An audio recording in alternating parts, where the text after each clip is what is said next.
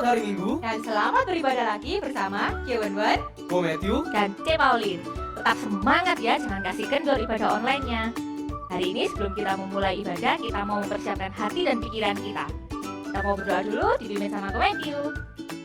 Tuhan Yesus, terima kasih Tuhan atas penyertaan-Mu sehingga kami dapat berkumpul sekali lagi Tuhan untuk beribadah bersama-sama walaupun secara online. Tuhan, persiapkan hati kami Tuhan agar kami dapat siap memuji dan mendengarkan firman-Mu. Dalam nama-Mu kami sudah berdoa dan mengucap syukur. Amin. Amin. Cewan, coba deh lihat foto yang ini. Aku mau beli yang ini, bagus nggak? Wah gila, 15 juta Met, mahal banget. Ya, ini kan barang branded, wajar dong kalau mahal. Merek bergengsi gitu. Bikin yang pakai itu auto ganteng. Wah, emang sepenting itu gengsi buat kamu? Kalau misalnya ada sepatu yang modelnya keren tapi nggak branded, emang kamu nggak mau?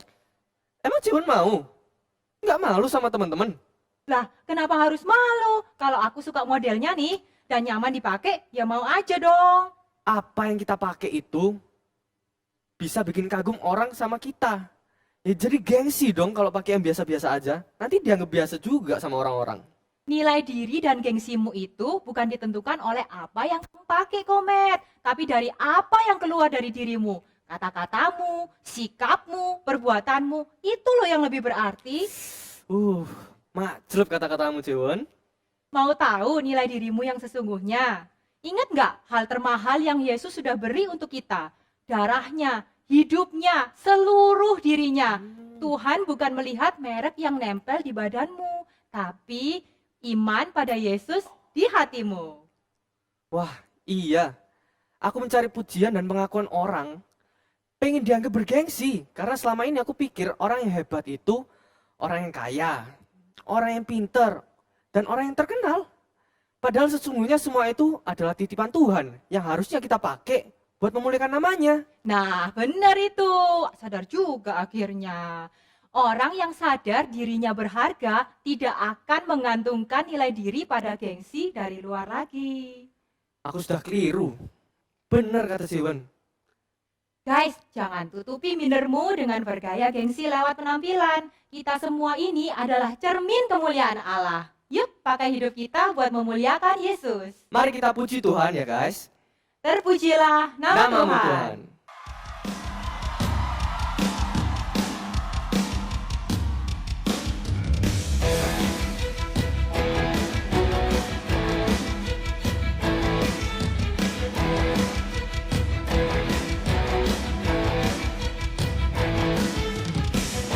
Terpujilah namamu Tuhan,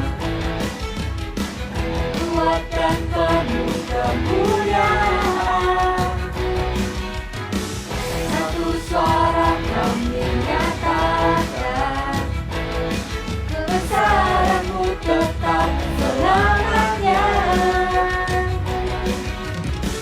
Terpujilah namamu Tuhan, ajaib dan penuh keagungan. Satu hati kau dinyatakan, kerajaanmu kekal selamanya.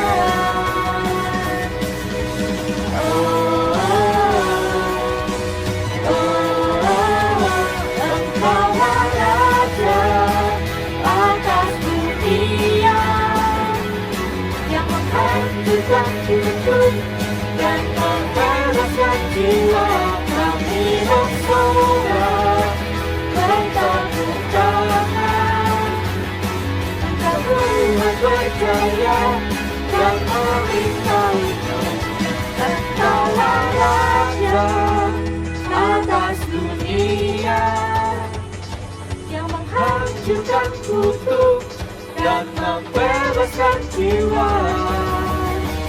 Engkaulah Raja atas dunia, yang menghancurkan kutuk dan membebaskan jiwa. Kami bersorak, bertepuk tangan. Engkau Tuhan berjaya dan memberitahu, Engkaulah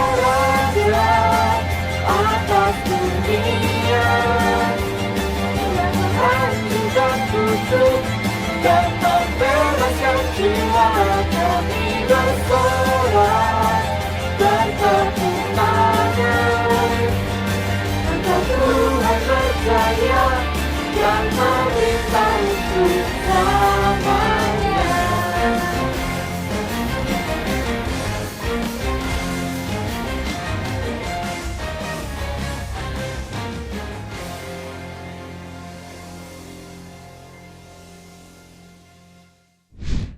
Teman-teman, bantuin pilih dong. Pilih yang ini atau yang ini? Yang mana ya? Hei Komet, bingung apa sih? Ini loh, C. Hmm? Aku tuh bingung, kan minggu depan udah Imlek. Mm-mm. Nah, aku mau beli baju antara yang ini, yang mahal, tapi kualitasnya pasti bagus. Atau yang murah, ya tapi ya kualitasnya gitulah. Masalahnya ya, C, uangku tuh tinggal dikit. Mana harus bayar sekolah. Pilih yang mana ya? Pilihannya ada satu lagi Komet. Nggak perlu beli. Kan Imlek, masa nggak beli baju baru? Ya kalau uangnya Komet sudah tinggal sedikit, buat apa beli baju baru? Kan setelah Imlek, Komet dapat apa? Ya, maksudnya kan beli baju buat tunjukin ke orang-orang gitu loh, C. Biar kayak up to date gitu loh. Ya elah Komet, sekarang ini kan lagi pandemi. Emangnya Komet masih berani pergi keluar ketemu banyak orang? Ya, nggak mesti keluar. Maksudnya kan bisa buat foto di Instagram. Atau bikin konten TikTok. Gini ya Komet, setiap pilihan itu pasti akan ada akibat yang mengikutinya. Nah sekarang kayak gini, kalau Komet paksain beli baju yang mahal, terus sudah diupload di sosmed, dapat likes, dapat pujian dari teman-teman yang lain, dari followers yang lain, terus 2 hari after Imlek, nanti Komet makan nasi sama kerupuk aja loh. Iya ya. Bakal pusing juga cari uang buat bayar sekolah nanti. Masa harus minta ke mama? Kan udah gede, malu. Nah kan, first thing first ya Komet ya, dahulukan mana yang lebih penting. Kayak ada peribahasa bilang, berakit-rakit dahulu, berakit-rakit ke hulu, berenang-renang ke tepian. Yang artinya bersakit-sakit dahulu, bersenang-senang kemudian. Jangan sampai kebalik loh ya Komet. Komet seneng-seneng dulu, terus nanti sakit belakangan. Wah, ternyata mengambil keputusan yang tepat itu butuh hikmat ya guys. Thank you C. Pauline buat pencerahannya. Puji Tuhan. Teman-teman, selama kita hidup, kalau kita memilih yang tepat, itu akan mendatangkan berkat. Tapi kalau kita memilihnya yang salah, itu akan jadi pelajaran buat kita untuk jadi lebih baik. Tapi hanya ada satu yang kita jangan sampai salah pilih, yaitu Tuhan Yesus. Sebab hanya dialah jaminan kita satu-satunya. Amin. Mari kita menyanyi Jaminan Mulia.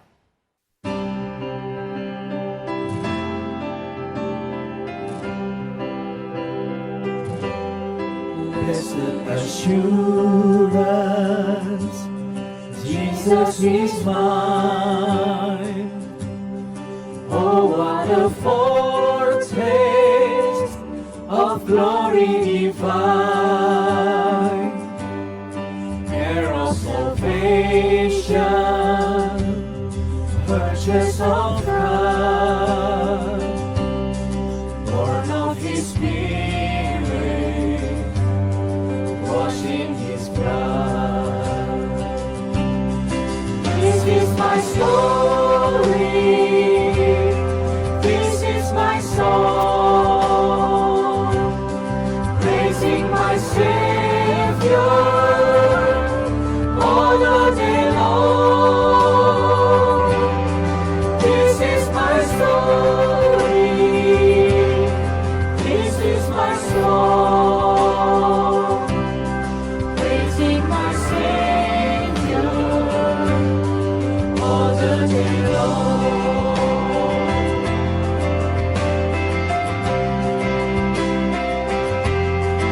Jaminan mulia ku diberi, karena Yesus milikku abadi. Aku warisnya, ku ditebus, karena dibasuh darah suci.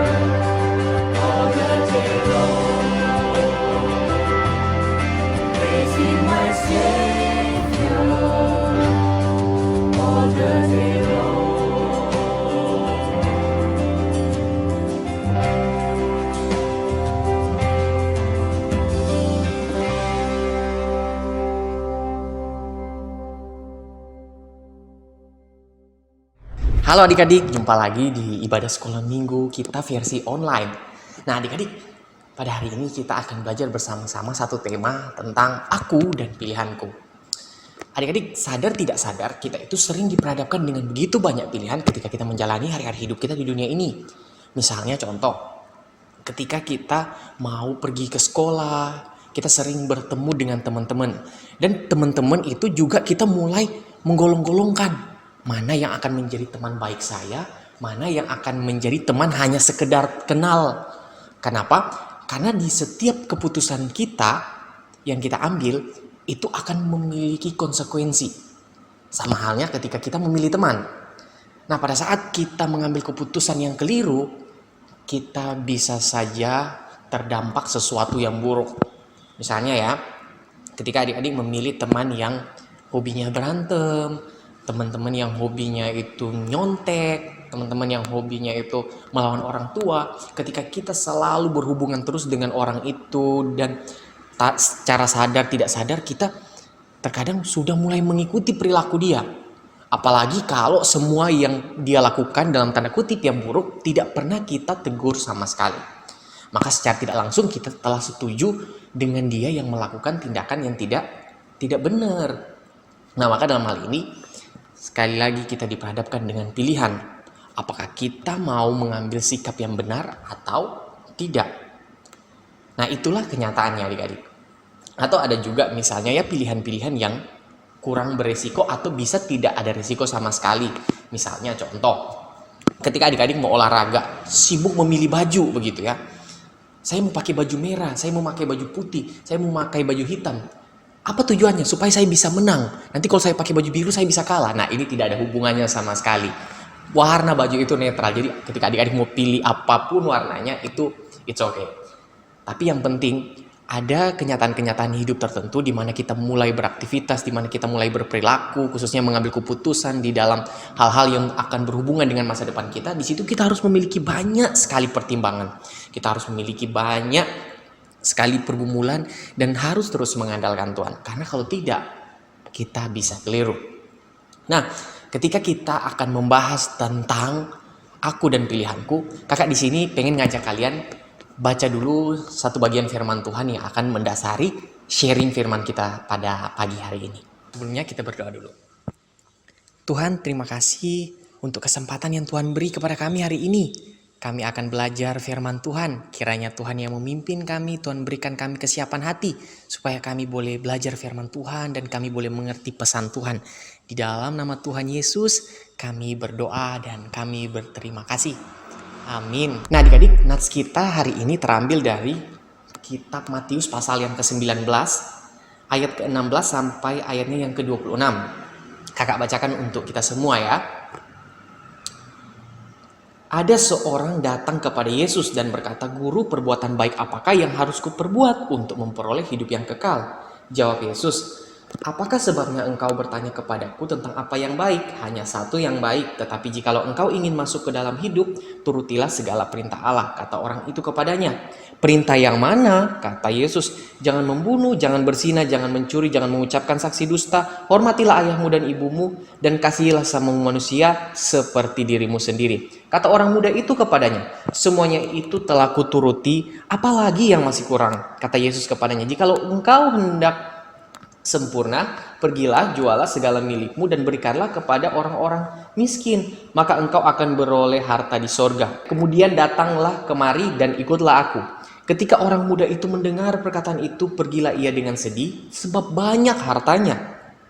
Yesus berkata kepada murid-muridnya, "Aku berkata kepadamu, sesungguhnya sukar sekali bagi seorang kaya untuk masuk ke dalam kerajaan sorga. Sekali lagi, aku berkata kepadamu, lebih mudah seekor unta masuk melalui lubang jarum daripada seorang kaya masuk ke dalam kerajaan Allah." Ketika murid-murid mendengar itu, sangat gemparlah mereka dan berkata, "Jika demikian, siapakah yang dapat diselamatkan?" Yesus memandang mereka dan berkata, "Bagi manusia hal ini tidak mungkin, tetapi bagi Allah segala sesuatu mungkin." Nah adik-adik, dari teks firman Tuhan yang kita baca tadi menjelaskan secara rinci bagaimana sih keadaan orang ketika mau mengikut Tuhan. Paling tidak dari teks itu kita bisa melihat Padahal ada orang yang ingin betul-betul mau ke kerajaan sorga, pengen menikmati persekutuan dengan Tuhan, pengen mendapati sesuatu yang baik daripada Tuhan, yang berhubungan dengan kekekalan. Tetapi dalam hal ini, Tuhan Yesus ternyata mengeluarkan perkataan yang membuat orang ini susah hati. Apa perkataan itu? Apakah Tuhan Yesus marah ke dia, kamu gak boleh masuk? Kamu itu begini-begini, kamu gak boleh. Apakah Tuhan Yesus ngomong seperti itu? Tentu tidak. Karena kalau kita lihat tadi, memang ada antusias dari seorang muda yang kaya. Dia pengen masuk ke dalam kerajaan Allah. Dan dia bertanya kepada Tuhan Yesus, apa lagi yang harus kuperbuat? Ini adik-adik seperti bisa kakak katakan kerendahan hati yang palsu. Dia memamerkan segala macam apa yang pernah dia perbuat. Bahwa seolah-olah hidupnya itu benar banget. Tetapi ternyata Tuhan mengkagetkan dia. Dengan apa? Tuhan memperhadapkan dia dengan pilihan. Pilihan itu adalah kamu menjual semua hartamu dan kamu bagikan lagi kepada orang-orang yang ada di sekitarmu. Orang-orang miskin, orang-orang yang membutuhkan. Nah adik-adik, orang ini sentak langsung terkejut dan sedih. Kenapa? Karena dia merasa hartanya itu sangat banyak dan tidak mungkin apa yang dia peroleh selama ini, apa yang susah payah dia capai, terus hanya dibagi-bagikan begitu saja. Yang jadi pertanyaan, apakah Tuhan Yesus benci dengan harta? Apakah Tuhan Yesus memandang harta itu sebagai dosa? Ya benar, tentu tidak. Tuhan Yesus tidak memandang harta itu dosa. Tetapi dalam hal ini, orang tadi itu telah menjadikan harta adik-adik sebagai Allahnya. Dia menjadikan harta setara dengan Allah. Bahkan dia menganggap harta itu lebih tinggi daripada Allah. Sehingga dia sedih. Nah dan di dalam hal ini adik-adik perlu tahu. Tuhan Yesus ketika ngomong seperti itu. Tuhan Yesus pengen membebaskan dia daripada diperbudak harta. Daripada diperbudak uang. Karena ketika kita diperbudak oleh harta. Kita tidak mungkin menjadi hamba-hamba Tuhan yang setia. Makanya Tuhan Yesus kasih dia pilihan. Mana kamu pilih? Kamu mau masuk surga? Atau kamu mau masuk neraka? Karena ketika kamu lebih memilih harta, otomatis kamu tidak mungkin memilih Tuhan Yesus. Nah, dan ketika Tuhan Yesus ngomong seperti itu, dia akhirnya, kakak tidak tahu ya, dia setelah itu ngapain dan melakukan apa dan bagaimana kakak tidak tahu. Tapi melalui apa yang kita baca, jelaslah bahwa dia sedih dan dia tidak mengambil keputusan apa-apa. Dan Tuhan Yesus di sini malah ngomong, lebih mudah loh unta segede itu masuk ke dalam lubang jarum daripada seorang kaya yang masuk surga. Ini menggambarkan betapa sulitnya ketika hati sudah terpikat dengan harta, dia akan kesulitan untuk memilih mengutamakan Tuhan yang adalah juru selamatnya. Bahkan sulit untuk memilih dia masuk ke dalam kerajaan surga menerima kehidupan kekal. Dia malah mungkin tidak mau seperti yang tadi kita baca. Kenapa? Karena dia lebih memilih harta. Harta itu menjadi segala-galanya bagi dia. Bahwa bagi dia tanpa harta dia itu nothing. Nah ini adik-adik yang sangat menyedihkan. Apalagi kalau kita anak-anak Tuhan ya. Ketika kita tidak mau mengambil keputusan yang benar yang sesuai dengan firman Tuhan. Adik-adik di sini apalagi anak-anak pra-remaja ya. Kita selalu mulai merasakan keasikan-keasikan tertentu, tawaran-tawaran dunia yang baru, yang membuat kita merasa lebih nyaman. Tapi jangan sampai itu semua mengalihkan perhatian kita daripada Tuhan. Misalnya contoh, ketika adik-adik itu pengen ke gereja ya, bisa aja kita diperhadapkan dengan situasi yang memutuskan kita untuk mengambil keputusan. Nah, sederhananya seperti ini, mau ke gereja, waktu tinggal 5 menit lagi. Tapi kita masih sibuk dengan HP, kita masih sibuk dengan games, kita masih sibuk dengan YouTubean. Dan ini sangat berbahaya, pada 5 menit lagi kita harus beribadah. Karena pada misalnya hari Minggu, prioritas kita adalah beribadah untuk memuliakan Tuhan. Dan misalnya ibadah jam 7, udah jam 6:55 kita masih santai-santai. Itu sama saja kita tidak memprioritaskan Tuhan. Ibadah tidak menjadi sesuatu hal yang penting karena kita merasa dunia games adalah dunia yang paling menyenangkan. Tidak ada yang lebih menyenangkan daripada itu. Dan ini sangat berbahaya. Dan kita harus pikirkan ini ya, jangan sampai kita terbuai. Karena apapun yang kita lakukan, apapun yang kita kerjakan, itu tidak menjadi dosa asalkan itu tidak bertabrakan dengan firman Tuhan, tidak mengalihkan perhatian kita daripada Tuhan. Seperti pemuda yang kaya tadi. Dia telah melakukan banyak hal yang benar, dia telah melakukan banyak hal yang baik, tetapi sayangnya dia menjadikan harta itu adalah idolnya. Dia menjadikan harta itu adalah Allahnya, sehingga dia tidak mampu memilih yang baik bagi dia, yaitu keselamatan hidupnya. Memang kita percaya Tuhan memilih kita, tapi perlu kita tahu, terkadang kita diperhadapkan dengan tawaran-tawaran yang menggiurkan dari dunia, tapi yang mencelakakan. Dan kita sering mengabaikan tawaran Tuhan untuk hidup yang benar. Sama halnya ketika kita mau mengikut Kristus. Ketika kita mau mengikut Kristus, yang pertama kita harus memikul salibnya. Yang dimaksud memikul salib, kita harus taat penuh kepada Tuhan, melakukan segala perintah Tuhan, dan menjadi anak-anak yang setia. Adik-adik, paling tidak ada hal-hal tertentu yang menjadi pertimbangan kita. Tapi sekali lagi, tetap libatkan Tuhan di dalam apapun yang akan kita pilih dan yang akan mendesak kita untuk mengambil keputusan.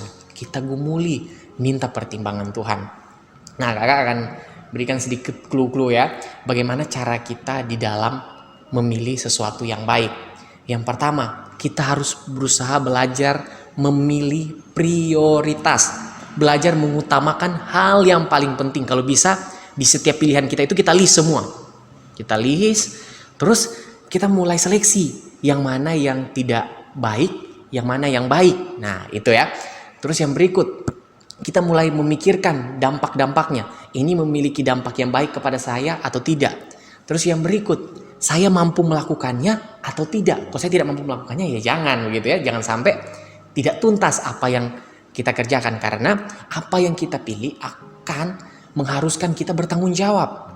Misalnya contoh ya, ketika adik-adik memutuskan untuk menjadi siswa, ya, ketika adik-adik memutuskan untuk menjadi siswa, nah adik-adik harus belajar, adik-adik harus semangat di dalam mengejar ilmu, dan tidak ada alasan untuk berkata tidak, untuk tidak belajar dan tidak mengerjakan tugas-tugasnya, karena itu adalah keputusan kita. Kalau kita pengen ke depan menjadi anak yang berhasil, menjadi anak-anak yang memiliki ilmu yang banyak, maka kita harus sekolah, dan itu tidak ada alasan bagi kita untuk berkata, oh saya nggak mampu, saya nggak sanggup. Ingat, itu adalah prioritas kita sebagai anak-anak siswa yang pengen menggapai ilmu, yang pengen memiliki masa depan yang cerah. Jadi ketika kita diperhadapkan dengan itu semua, kita harus belajar memprioritaskan. Terus yang berikut, kita harus sekali lagi sadar ya, ketika kita memutuskan sesuatu, kita mampu kerjakan atau tidak apa yang kita pilih. Contohnya ya, adik-adik misalnya ini terobsesi dengan film-film karate begitu ya. Terus adik-adik udah tahu, ternyata film ini bisa juga memiliki dampak yang buruk ketika kita salah menafsirkannya atau salah mengimajinasikannya begitu ya. Misalnya ketika kita membayangkan, kalau saya jadi jago karate, semua orang akan takut dengan saya. Nah, ini keliru juga. Kita harus mulai memikirkan, apakah yang saya pilih itu sesuai dengan yang Tuhan mau atau tidak. Dan itu dampaknya apa bagi saya. Terlebih ketika misalnya adik-adik memilih untuk ambil keputusan untuk latihan karate, ternyata adik-adik memiliki fisik yang lemah. Adik-adik tidak sanggup. Karena misalnya karate itu menuntut fisik yang prima, yang harus tekun, yang mungkin akan mengalami banyak kesakitan, dan akan ada training-training yang dalam tanda kutip cukup keras begitu ya. Nah, tapi itu bukan jadi alasan untuk kita tidak melakukannya. Karena pada dasarnya keputusan yang kita ambil menuntut kita untuk bertanggung jawab. Terlebih ketika adik-adik mengambil keputusan untuk mengikut Tuhan Yesus, bukan jadi alasan mengatakan, saya capek mengikut Tuhan, soalnya terlalu banyak tuntutan berdoa, baca Alkitab, dan lain-lain. Kita tidak boleh mengatakan demikian. Kenapa? Karena Kristus sepanjang hidup kita tidak pernah mengecewakan kita. Dan bahkan dia rela mati bagi kita. Kenapa? Hanya karena hal-hal itu, terus kita katakan sudah capek mengikut Kristus. Kita memilih untuk mundur. Nah, jangan adik-adik. Karena apa yang kita lakukan itu adalah untuk kebaikan kita juga. Kita baca Alkitab, kita berdoa, kita beribadah untuk memuliakan Tuhan. Itu adalah untuk kebaikan kita juga. Tuhan tidak bertambah mulia dengan kita beribadah. Tuhan tidak bertambah mengagumkan ketika kita puji Dia. Tuhan tetap mengagumkan dari kekekalan sampai kekekalan. Jadi dalam hal ini Tuhan hanya pengen kita bisa menikmati persekutuan yang indah dengan Dia, menikmati Dia dan memuliakan Dia. Dan itulah yang harus kita pilih adik-adik ketika kita menjadi anak-anak Tuhan. Nah, dalam hal ini kita harus memiliki komitmen ya. Ketika kita mau mengikut Tuhan, kita harus memilih sesuatu yang berdasarkan firman Tuhan. Terus kedua, kita harus memilih sesuatu yang menyukakan hati Tuhan. Dan yang ketiga, kita harus memilih sesuatu yang memiliki dampak baik bagi kita dan tidak mengalihkan kita daripada Tuhan dan membuat kita memilih hal-hal yang membuat kita jauh dari Tuhan. Jangan sampai itu terjadi ya. Karena yang perlu kita tahu, Tuhan tidak melarang kita memiliki hobi apapun, punya keinginan apapun. Asalkan sekali lagi, jangan sampai apa yang kita pilih, apa yang kita inginkan, membuat kita jauh daripada Tuhan Yesus yang memberikan kita keselamatan hidup. Kiranya firman Tuhan yang boleh kita pelajari hari ini boleh semakin mengingatkan kita bahwa kita bertanggung jawab penuh dengan semua yang kita pilih. Dan semua yang kita pilih akan membawa kita kepada suatu tuntutan. Tuntutan di mana kita sekali lagi harus mempertanggungjawabkan semuanya di hadapan Tuhan. Kita satu dalam doa. Tuhan Yesus, terima kasih untuk kasih karunia-Mu. Kami telah belajar firman Tuhan. Kiranya Tuhan memimpin kami, Tuhan membimbing kami melalui apa yang boleh kami dengarkan. Dan kami semakin merenungkan betapa besar kasih setia Tuhan. Sekali lagi kami mau serahkan hidup kami ke dalam tangan Tuhan. Biarlah kami boleh memilih apa yang Tuhan mau, yang harus kami lakukan. Dan kami bisa menjadi pribadi-pribadi yang lebih baik. Di dalam nama Tuhan Yesus kami berdoa dan kami bersyukur. Amin. Adik-adik, ayat hafalan kita terambil dari Matius 19 ayat yang ke-26. Sekali lagi ya, Matius 19 ayat yang ke-26. Kakak bacakan untuk kita semua. Yesus memandang mereka dan berkata, bagi manusia hal ini tidak mungkin, tetapi bagi Allah segala sesuatu mungkin. Sekali lagi ya, Yesus memandang mereka dan berkata, bagi manusia hal ini tidak mungkin, tetapi bagi Allah segala sesuatu adalah mungkin. So guys, jangan salah pilih. Bukan gengsi, bukan pengakuan dunia, dan juga bukan uang yang paling penting. Bener banget. Pilihlah sang sumber berkat, bukan hanya berkatnya aja. Ibarat nih kalau disuruh milih antara air satu danau atau air segelas, yang mending pilih air sedanau kan guys? Pinter banget ya Cewen. Nah, ngomong-ngomong soal berkat nih teman-teman, kita jangan lupa untuk memberi persembahan. Kalian bisa memberi lewat transfer ke rekening, atau kalian jika tidak punya rekening bisa titip transfer ke mama papa kalian. Atau kalian bisa kumpulkan di celengan atau di tabungan sendiri. Lalu nanti ketika kita bisa ibadah offline lagi, kalian boleh bawa persembahan itu. Nah, ingat guys, utamakan Yesus di hatimu. Maka kamu akan semakin dapat memilih apa yang baik dan benar. Karena Yesus adalah Yang terutama.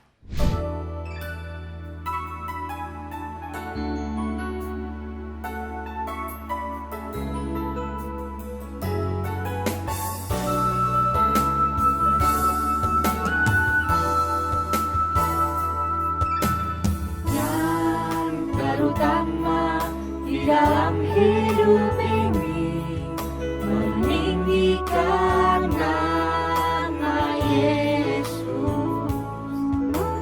Yang terutama di dalam hidup ini, memuliakan namanya. Haleluya.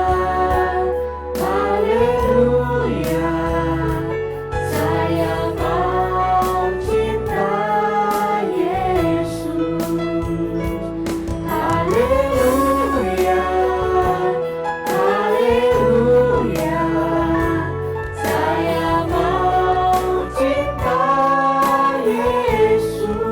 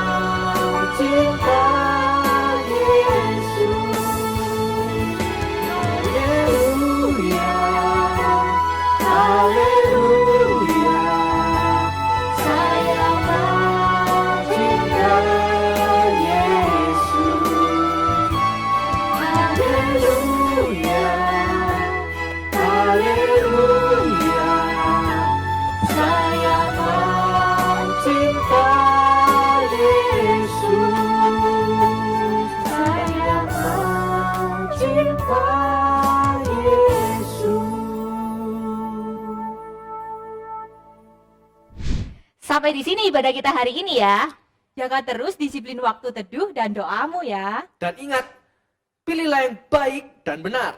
Sampai jumpa lagi di kesempatan berikutnya dalam ibadah sekolah minggu GKI Lyon versi online. Ciao!